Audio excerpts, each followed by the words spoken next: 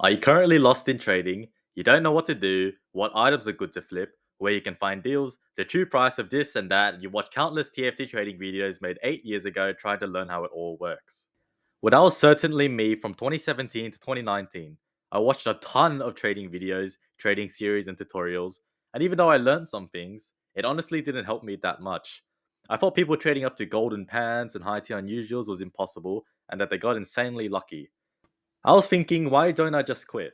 I'm wasting my time trading in a dying game making no progress. That's what many people believe about the TF2 economy year after year. But then by chance, I joined the TF2 trading Discord server and started networking. I began asking for advice from other traders finding success, and even though I felt a bit guilty always asking for help, I learned so many useful things. I knew how to use cash websites, I knew how to price check items correctly, I knew how to even make price suggestions alongside hundreds of other things. For the first time ever, my backpack value was sharply increasing, going from lucky in making one key profit a month to several keys profit a week in a matter of months talking to experienced traders. My beliefs changed, and I can respectfully say that high tier traders aren't necessarily lucky. They skewed their probabilities to a big inventory through seeking knowledge and putting in work. Imagine how great that would be for you, learning several tips and tricks here and there from already successful traders and applying it to your own trading to make dozens of keys profit a week. Now, there are quite a few principles I'll be talking about in order for you to gain this experience and have a successful run in TF2 trading. Number 1, qualified traders. Let's say you walked into the gym with absolutely no knowledge or experience on how to do anything. Who do you approach to ask for help? The obese man next to you, the skinny boy in the corner, or the jacked bodybuilder? Well, obviously the jacked bodybuilder. Why? Because he has the results you want, so chances are that he must possess the knowledge of processes that led to where he is now. The same can go for trading as well. Would you take advice from someone with a free key inventory or a 3000 key inventory? What a 3000 key inventory person is generally going to give better advice. Although it may still be worth collecting second opinions through people that aren't patently richer than you so that you can process the information yourself and come to a conclusion. Aside from just backpack value, another excellent quality to gauge how trustworthy and experienced someone is in the TF2 trading scene is their price suggestion scores. Although many people can be rich and not have any price suggestions, anyone with a high amount of price suggestions submitted and accepted, regardless of the inventory value, shows that they're excellent at analyzing items, previous sales, and pinpointing an accurate price. It's definitely worth it to receive advice from them as they know what they're doing. And don't be afraid to ask. They're already helping the community by suggesting the prices of items, so they will more likely would love to help you as well. Number 2, find a community. Ever heard of the phrase, apes together strong? It's a very jokey and memey quote, but it is indeed very true. Here's another one. The lone wolf dies, but the pack survives. What I'm trying to say is that you need a network with like-minded traders that are both more and less experienced than you in order for you to optimally improve and ultimately have a successful run in TF2 trading. The ability to ask questions is by far the best way to receive advice and feedback. Whenever you watch YouTube videos, including mine, and read Steam guides, you can only receive such basic general advice such as buy low, sell high, but being able to type a sentence in 5 seconds to someone across the world who can help you directly is so powerful. Likewise, teaching other people is equally as powerful as learning from other people. If you see someone asking a question about trading, you jumping in and giving your 2 cents will benefit them and you. Teaching others has been proven to be the best way for people to retain knowledge they've already learned and will further reinforce their ability to take their own advice. So where can you find such like-minded individuals to chat with? The first place I'd recommend is the backpack.tf forums. There will be an abundance of active traders who are willing to help you, and also an abundance of experienced traders who you could help. Especially if many of you watching this video take action from this video, just scroll around, find the trading forum, and go ahead and make a post every now and then about your TF2 trading constraints, and simultaneously see if you can help another trader out. The second of which I can contribute a lot of my success from is Discord. There are plenty of them dedicated to mostly trading, which can give you a boost in knowledge. I'll link 5 in the description in which I think can help you.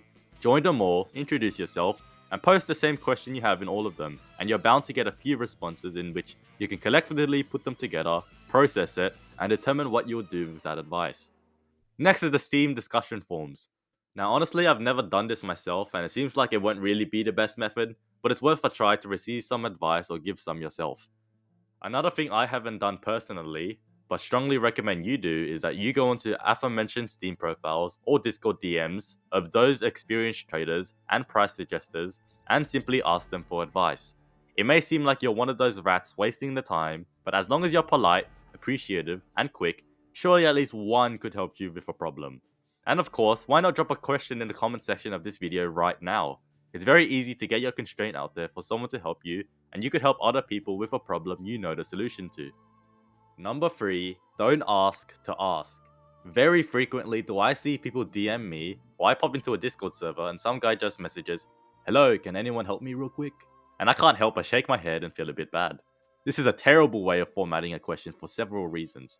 What they are really asking for when they say that is, are there any experts on TF2 trading who are willing to commit into looking into my problem, whatever it may be, even if it's not related to TF2 trading or if you can't even help me? The reason why you may not receive the best answer to your problem is that by asking, you're asking for more than what you think you're doing. You're asking people to take responsibility. You're questioning people's confidence in their abilities. You're also unnecessarily walling other people out. An alternative way of how people perceive your question is, I have a question about trading, but I'm too lazy to actually formalize it in words unless there's someone on the channel who might be able to answer it. If you're not willing to do the work to solve your problem, why should we?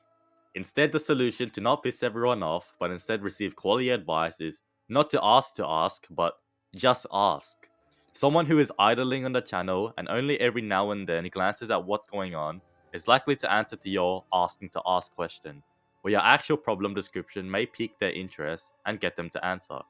So to summarize, don't ask, anyone can help me in trading, but rather ask, I need a price check on this particular item with relevant link attached, and why do you think it's worth this much? This format makes it much easier for everyone to help you in answering a question, as they know exactly what you're looking for and it piques their interest. Number 4, be very specific. Likewise, I see someone pop into the Discord server or DM me and say, how do I make profit in trading? Again, this message makes me bored. How am I supposed to answer that? There are millions of responses I could come up with, and if I even tried to just pinpoint one to respond with, it's not going to be helpful for anyone. Like if I said buy low, sell high, be patient, that's not going to help you. You already know that, and that advice is not applicable. This is why your questions have to be extremely specific and non-opinionated. The most common and best specific questions are usually price checks. Just give me the link, say help me price check this, or even just PC, and immediately I would click on the link, do a quick analysis and come up with a price. Possibly even some extra info on why I think that, if I'm feeling extra generous, or that you asked for it. In doing this, I'm provided with a very specific question that I am forced to provide a very specific answer to because I am experienced in this niche. On the other hand, if someone says to me, is this item worth buying? I ask if it is for keeps or trading and they say keeps. Again, how could I help you? I don't know what you like. I don't know how much you're willing to spend. I can't dictate how much sentimental value that unusual hat means to you. The best I can do is predict how the market perceives the value of your items. And watching all of these YouTube videos, including mine, that give general advice won't maximize your potential in trading. You need to speak to people who are able to answer your specific questions. A vague question provides a vague answer. Number 5, application. For every person that got up to this part of the video, 80% of them won't apply the advice I just gave. And it's a shame because it's such a simple process.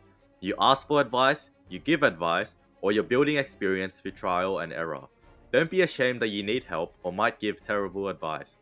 I wouldn't be here today if I didn't join those Discord servers. You should just strive on improving your skills through process, and that's the best you can do. It's such a cliche, but every mistake is just a way of learning on how to get better. Remember that luck isn't the main factor in building a big inventory, it's about skewed probability by getting better at trading, especially by asking for advice from qualified, experienced people. And that's all for today's video. Make sure to like, subscribe, and I'll catch you guys next time. Don't forget to drop your trading comment down below.